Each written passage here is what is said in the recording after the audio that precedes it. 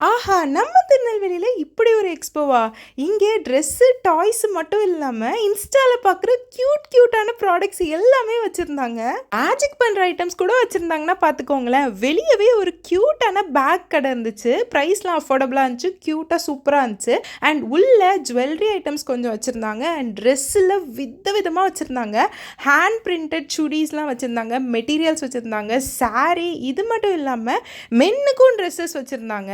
And வுட்டில் பண்ண பல விதமான டாய்ஸ் வச்சுருந்தாங்க. அண்ட் கிச்சன் யூட்டன்சில்ஸ்லாம் ஆஹா செம்ம க்யூட்டாக இருந்துச்சு. டெக்கர் ஐட்டம்ஸும் வச்சுருந்தாங்க.